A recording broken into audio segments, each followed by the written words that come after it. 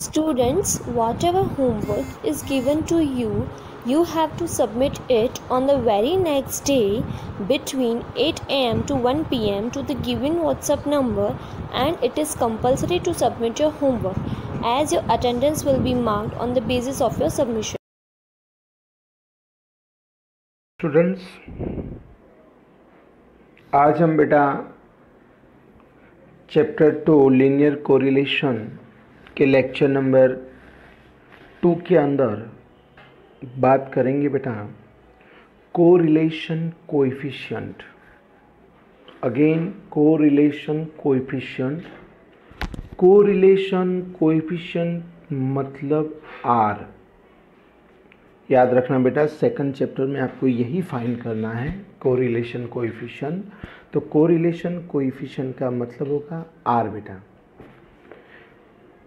तो कोरिलेशन के अंदर हमें variable X and variable Y के बीच में लीनियर कोरिलेशन है, वो ही हम जान सकते हैं। बट कितना लीनियर कोरिलेशन है, वो न्यूमेरिकल मेजर जानने के लिए हमें कोरिलेशन कोएफिशिएंट फाइंड करना पड़े। तो कोरिलेशन कोएफिशिएंट का मतलब समझे बेटा, याद रखना, मोस्ट टाइम पे डेफिनेशन है the numerical measure showing the strength of linear correlation between two variable is a correlation coefficient. It is denoted by R. Again beta, the numerical measure showing the strength of linear correlation between two variable is a correlation coefficient. It is denoted by R. तो दोनों variable का जो numerical major और दोनों के बीच का strength जो हमें जो दिखाता है, इसे हम क्या कहेंगे, कोरिलेशन कोएफिशिएंट। कोरिलेशन कोएफिशिएंट का जो रेंज है ना बेटा, वो रेंज क्या है, -1 to +1 के बीच। R जो है वो -1 लेस देन और equal to R less than और इक्वल टू कितना होगा बेटा, 1। -1 से ज़्यादा आंसर नहीं आना चाहिए और +1 से ज़्यादा आंसर नहीं होना चाहिए। -1 +1 या तो ये दोनों के बीच का ही आंसर होना चाहिए। ओके बेटा, नेक्स्ट पॉइंट, कोरिलेशन कोएफिशिएंट। तो कोरिलेशन फाइंड करने की 3 मेथड है। अगर हमें कोरिलेशन फाइंड करना है ना, तो first scatter diagram method, Karl Pearson method and Spearman rank method. तो कोरिलेशन फाइंड करने की 3 मेथड है, बट कोरिलेशन कोएफिशिएंट अगर हमें फाइंड करना है तो हमारे पास ओनली फॉर 2 मेथड है, Karl Pearson's method and Spearman's rank method. कितनी मेथड है, 2। तो 1 मार्क्स में है, तो याद रखना बेटा, कोरिलेशन फाइंड करने की कितनी मेथड, तो 3।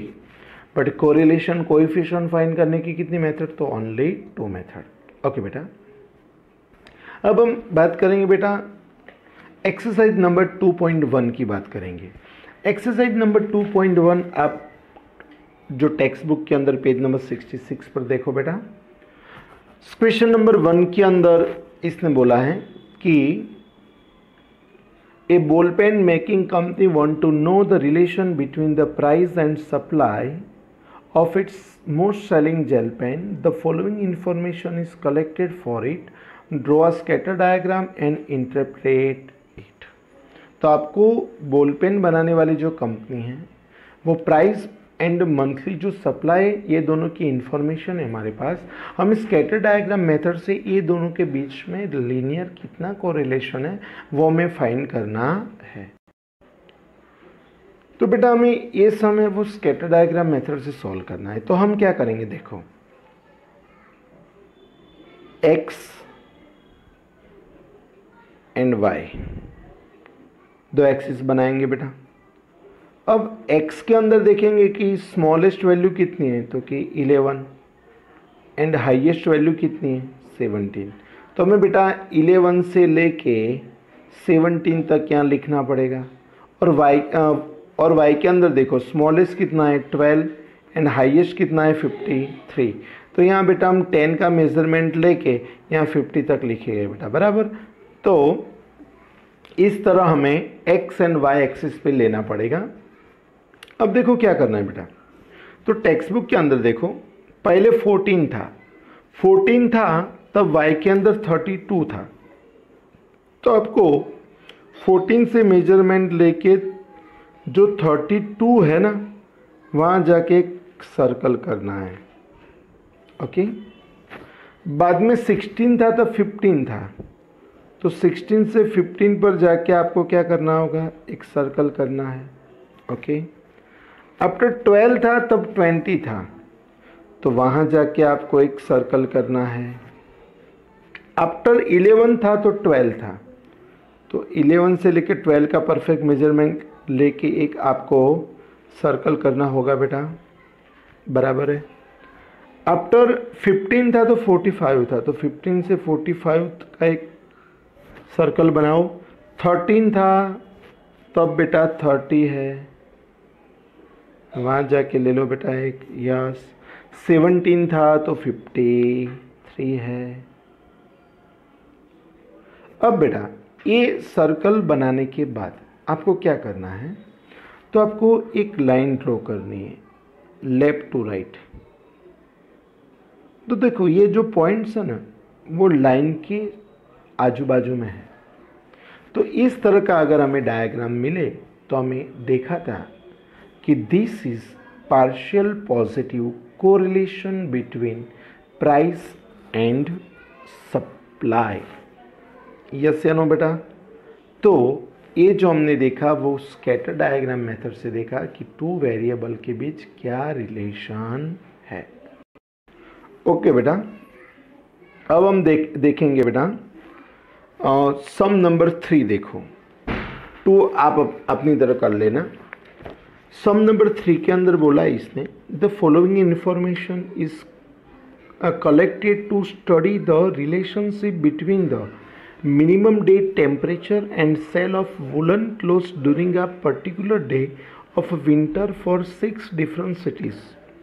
आपको मिनिमम डे टेम्परेचर दिया है and second sale of woollen clothes दिया है।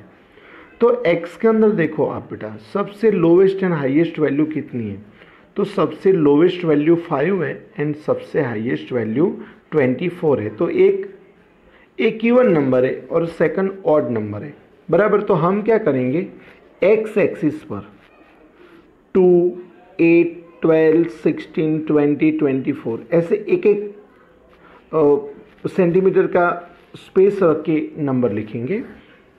एंड y के अंदर देखो आप सबसे लोवेस्ट 8 है एंड सबसे हाईएस्ट 70 है, तो हम 10 से स्टार्ट लेके 17 तक लिखेंगे बेटा, बराबर। तो पहले इस तरह बना देंगे। अब हम देखें तो पहले 12 है, तो 12 है तब 35 है, देखो तो 12 है तो 35 है, वहाँ जाके हम एक सर्कल बनाएंगे। 20 है तो 10 के आगे जाके सर्कल बनाएंगे। 8 है तो 45 के आगे जाके सर्कल बनाएंगे बेटा। 5 है, अब 5 देखो तो 4 एंड 8 के बीच में आएगा ना बेटा, तो यहाँ 5 है तो 5 है तो कहाँ 70 के वहाँ जाके एक सर्कल बनाएंगे। 15 है तो 20 के आगे जाके सर्कल बनाएंगे एंड 24 है बेटा तो 8 के आगे सर्कल बनाएंगे। अब हम क्या करेंगे बेटा, ऊपर से नीचे की ओर एक लाइन ड्रॉ करेंगे। तो देखो बेटा ये जो पॉइंट्स है ना वो लाइन की आजू बाजू में पड़े हैं, एग्जैक्ट नहीं है। तो जब ऐसा डायग्राम जब बने बेटा तो हमने देखा था there is partial negative correlation between daily minimum day temperature and sale of woollen clothes. तो ये जो बेटा हमने देखा वो स्कैटर डायग्राम मेथड के बारे में डिस्कशन किया।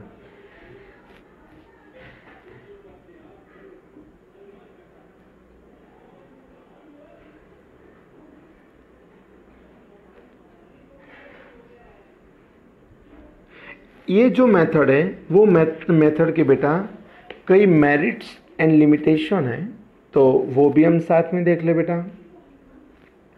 मेरिट्स की बात करें तो this is a simple method to know the nature of correlation between two variable. Less mathematical knowledge is required as the knowledge of plotting the points is only their requirement in this method. It also gives some idea about strength of correlation between two variables. The scarceness of points suggests whether the correlation is linear or not. There is no difficulty in judging the nature of correlation even if some pair of extreme observation are present in data. But most time पे जो है वो limitation है, scatter diagram की limitation. Merits नहीं आएगी कभी exam में, वो तो हमारे नॉलेज के लिए है, बट लिमिटेशन बहुत मोस्ट टाइम पे बेटा कि this method give nature of correlation and some idea about strength of correlation, but it does not give exact degree of relationship between two variable. ये आपको लिखना है बेटा, not give exact degree of relationship between two variable. इतना compulsory होना चाहिए. Does not give exact degree of relationship between two variable.